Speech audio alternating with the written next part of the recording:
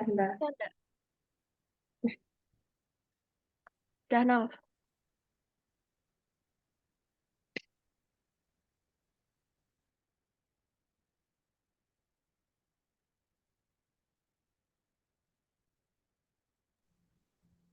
Ini aku mulai ya. Ya, boleh. Assalamualaikum warahmatullahi wabarakatuh.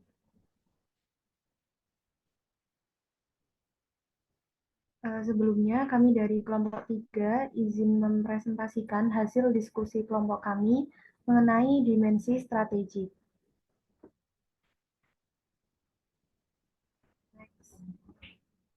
Nah, selanjutnya izinkan kelompok kami untuk memperkenalkan diri yang terdiri dari saya sendiri, Ratitandri Pratiwi dengan NPM 048, dan ada Meisya Kusumaning Tias dengan NPM 017, Maharani Dara Dinanti dengan NPM 104, ada Wisnu Pramudya dengan NPM 107, dan yang terakhir ada Novia Amanda dengan NPM 094.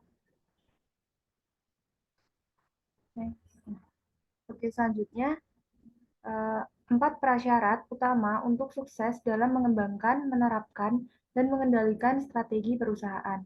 Yang pertama di sini ada keragaman yang meliputi komposisi tim dewan yang ditargetkan secara strategis. Yang kedua di sini ada kepercayaan meliputi budaya dewan yang konstruktif dan berpikiran terbuka. Selanjutnya yang ketiga di sini ada jaringan, yaitu struktur dewan yang efisien. Yang terakhir di sini ada visi, yaitu ukuran keberhasilan dewan yang berorientasi pada pemangku kepentingan. Untuk selanjutnya akan dijelaskan oleh teman saya. Baik, yang selanjutnya adalah komposisi tim dewan yang ditargetkan dan beragam. Menurut Marir tahun 2002, keragaman hanya dapat menjadi keunggulan kompetitif jika dikelola dan dipimpin dengan baik. Tim yang ditargetkan dan beragam yang terdiri dari 5 hingga 7 anggota harus dibentuk berdasarkan kriteria yang relevan dengan strategi. Komposisi dewan yang optimal tergantung pada sifat perusahaan dan konteksnya. Keragaman dewan direksi dapat menjadi keunggulan kompetitif atau kerugian kompetitif, yang bergantung pada dua pernyataan berikut. Yang pertama, keragaman tim dewan direksi tidak boleh lebih kompleks dari kenyataannya, dan yang kedua, keberagaman di tingkat dewan hanya akan menambah nilai jika setiap anggota dewan mengetahui identitasnya sendiri dan identitas semua anggota tim lainnya dengan kekuatan dan kelemahannya. Kemudian mengenai cakram keragaman dalam praktik dewan. Yang pertama adalah cakram luar yang berhubungan dengan pengetahuan dewan yang diperlukan, di mana dewan direksi harus memiliki pengetahuan yang sebanding dengan tim manajemen puncak untuk efektif dalam mengarahkan dan mengendalikan perusahaan. Yang kedua yaitu cakram tengah yang berhubungan dengan peran tim dewan yang diperlukan, di mana menentukan peran dewan dengan meminta anggota untuk menyebutkan peran tim dewan yang paling tepat. Yang ketiga adalah cakram dalam, yaitu kekuatan komparatif dari data sosial, di mana setiap anggota dewan menentukan data sosialnya yang dominan, yaitu usia yang paling mendominasi perilaku orang tersebut.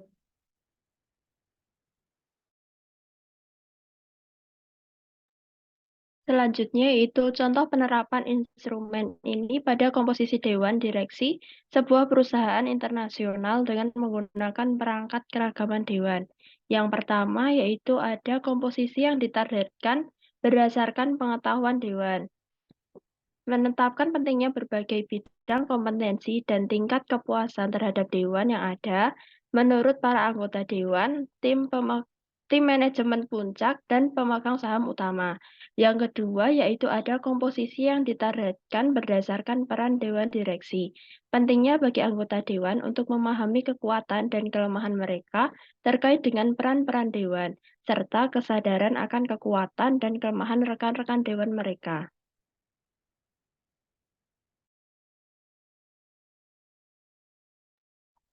Yang ketiga yaitu komposisi demografis. Dewan yang ditargetkan menurut Jen tahun 2002 Gerakan kesetaraan kesempatan mengakibatkan kesetaraan demografis antara anggota dewan atau manajemen puncak diperlakukan sebagai keseragaman. Kemudian yang keempat yaitu ada peran pembinaan ketua. Menurut Westphal tahun 1999, ketua mempertahankan tanggung jawab utama untuk pemilihan dewan yang ditargetkan dan kepemimpinan dewan, dan harus dapat bekerja secara konstruktif dengan CEO dalam melaksanakan tugas-tugas terkait.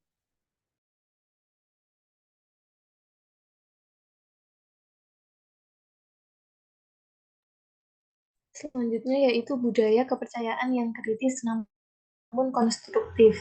Untuk menciptakan budaya kepercayaan yang konstruktif kritis, proses dewan yang telah teruji dengan baik perlu diterapkan.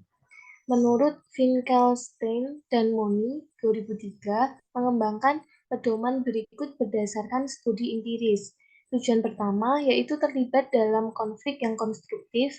Tujuan kedua, menghindari konflik yang merusak. Tujuan ketiga, bekerja sama sebagai sebuah tim. Tujuan keempat, mengetahui tingkat keterlibatan strategis yang tepat. Dan tujuan terakhir, menangani keputusan secara komprehensif.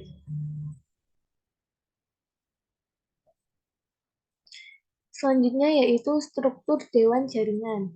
Idealnya, sebuah perusahaan kecil harus memiliki 3 dewan direksi anggota, sedang 5 dewan direksi anggota, dan besar 7 dewan direksi anggota yang dipilih secara cermat, strategis, beragam, akuntabel, dan bertanggung jawab tergantung pada ukuran perusahaan. Biasanya hanya 2 subkomite yang dapat dimodifikasi agar sesuai dengan konteks perusahaan, yaitu komite audit, manajemen risiko terintegrasi, dan komite manajemen dewan terintegrasi yang bertanggung jawab atas nominasi, umpan balik, remunerasi, dan pengembangan dewan dan manajemen puncak yang ditargetkan.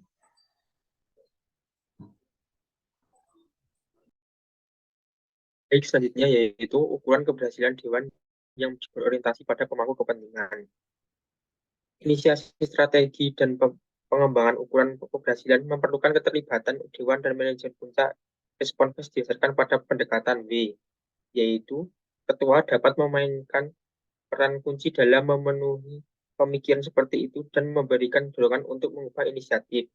Yang pertama yaitu mengamati dan mempengaruhi isu-isu strategis, mendorong adaptasi strategis, merangsang perspektif visioner dan strategis alih-alih perspektif perencanaan, berkontribusi pada tingkat konten dan metodologi, mempromosikan proses strategi dengan cara yang ampuh, mendorong anggota dewan untuk memberikan kontribusi, memastikan distribusi informasi yang tepat waktu kepada anggota dewan, memoderasi diskusi strategis yang kontroversial, dan yang terakhir yaitu mengawasi proses pengembangan dan implementasi, memeriksa keandalan bangunan, dan mencapai landmark strategis dan tujuan akhir. Selanjutnya yaitu rincian W. Yang pertama, penciptaan nilai, yaitu Dewan mendefinisikan nilai berdasarkan orientasi nilai tertentu. Yang kedua, pengembangan strategi, yaitu Dewan akan menawarkan berbagai alternatif yang sesuai dengan skenario positif dan negatif. Dan Dewan secara kritis menganalisis keadaan perusahaan saat ini dan usulan yang diajukan strategi menggunakan analisis tren, saing, dan SWOT yang ekstensif dalam kerjasama erat dengan manajemen. Yang ketiga yaitu ratifikasi strategi. Yang keempat, implementasi strategi, yaitu Dewan menyetujui strategi yang menjanjikan nilai paling bertahan lama untuk saham real event dan kelompok pemangku kepentingan dan dapat dicapai mengingat sumber dayanya. Persyaratan semua keputusan Dewan dicatat secara ringkas, tonggak penting dalam implementasi diidentifikasi, dan persyaratan data utama ditentukan untuk semua yang relevan kelompok pemangku kepentingan. Selanjutnya yaitu implementasi strategi pemantauan. Next. Yang terakhir yaitu peran utama Dewan Direksi Perusahaan, yaitu peran dalam membantu menciptakan nilai jangka panjang bagi perusahaan pemegang saham, pelanggan, karyawan, dan masyarakat. Dewan percaya bahwa perusahaan harus menempati peringkat teratas kuartil perusahaan sejenis dalam total pengembalian pemegang saham, termasuk biaya modal, serta dalam tingkat loyalitas sukarela pelanggan, karyawan, dan masyarakat yang diukur dalam periode 3 dan 5 tahun.